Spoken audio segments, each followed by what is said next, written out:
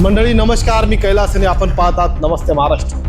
मंडळी आपण आलो आहोत पुन्हा अजून त्याच ठिकाणी ज्या ठिकाणी आपण 6 महिन्यांपूर्वी एक बातमी फ्लॅश केली होती.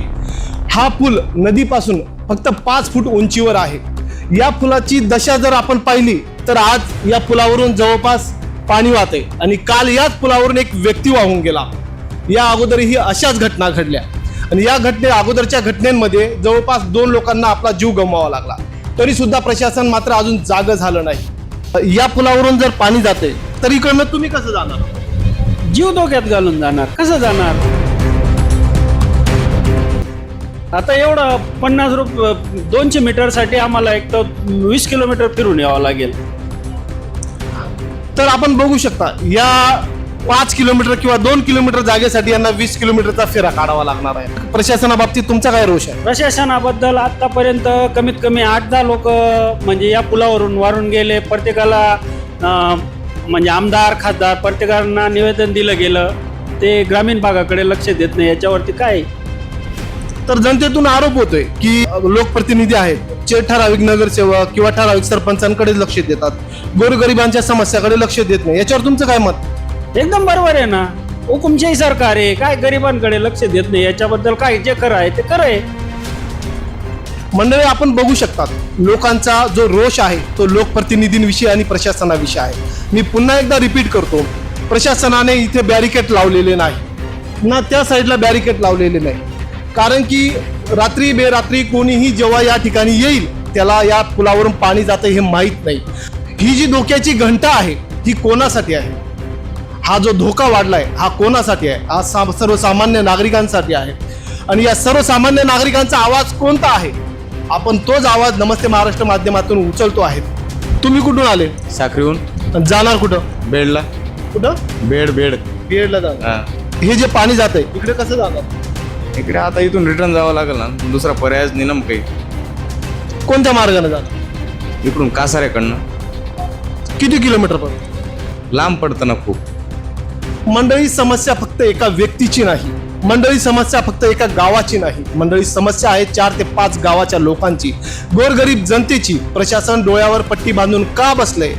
लोकप्रतिनिधी या प्रश्नाकडे दुर्लक्ष का करतंय? असा सवाल या जनतेमार्फत उच्चारला जातोय. पाणी किती दिवस असतं या इथं? 8 ते 10 दिवस पाणी कंटिन्यू असतं इथं. आणि या पावसाळ्याचे 4 महिने? पावसाळ्याचे 4 महिने इथून साखरी जाणे ही बंद असतं आमच्या इथे. आणि कोणत्या मार्गाने जातात? आम्हाला कसारे वगैरे किंवा दातर्ती वगैरे फिरून जावं लागतं. इथून जवळपास किती किलोमीटर अंतर? कमीत कमी 15 ते 20 किलोमीटरचं अंतर गाठून जावं लागतं. शाळेचे विद्यार्थी असतील? शाळेचे विद्यार्थी बघा, तुम्हाला एक केटीवेअर दिसतंय इथं, एकदम कमी जागा आहे तरी तिथून लहान मुलं शाळेत जातात. तिथून अतिशय एकदम कमी जागेमध्ये जावं लागतं. तिथून काय सांगणार? प्रशासन तुमच्याकडे का लक्ष देत नाही? प्रशासन या गोष्टीकडे का दुर्लक्ष करत? प्रशासनाचं आमच्या गावावर लक्ष नाही आहे. आणि इथून प्रत्येक वर्षी आमच्या डोळ्यासमोर इथून भरपूर लोक वाहून गेलेले आहेत. काही असं की इथून पडला की डायरेक्ट माणूस खाली जातो. इथं काहीतरी प्रशासन केलं पाहिजे, नवीन पूल दिला पाहिजे अशी आमची मागणी आहे. आणि आम्ही ही मागणी सतत करत आहोत. नांदवण व आमच्या ग्रामस्थांच्या वतीने आम्ही कंटिन्यू मागणी करत आहोत.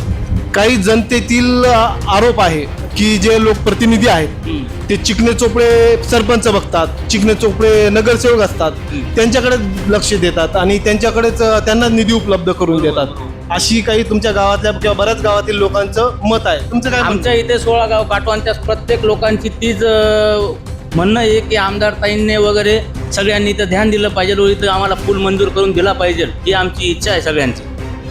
व इथं पूल अर्जंटली लागतच आहे, यांना पाहिजे तो. कारण की प्रत्येक वर्षी इथं एक ना एक मरत आहे व इथं गोरगरीब घरातील लोक मरत आहेत. इथं श्रीमंताचे कोणीही मरत नाही. काल जी घटना घडली, जो एक व्यक्ती वाहून गेला तो सुमारे किती वाजेच्या दरम्यान वाहून गेला? सुमारे 5:30 ते 6च्या दरम्यान इथून वाहून गेला व अज्ञात व्यक्ती होता. आम्ही त्याला वाचवण्याचा खूप प्रयत्न केला पण तो वाचू शकला नाही. इथं जर लहान पूल आहे तर इथं प्रशासनाने या साईडला काही ना काही पकडायला जागा दिली पाहिजे.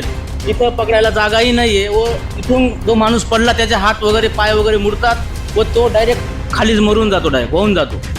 प्रशासन आणि लोकप्रतिनिधींनी डोळ्यावर पट्टी बांधली का? हा जनतेतून सवाल उपस्थित होतोय. प्रशासन कधी जागा होणार? अजून किती लोकांच्या मृत्यूची वाट बघणार?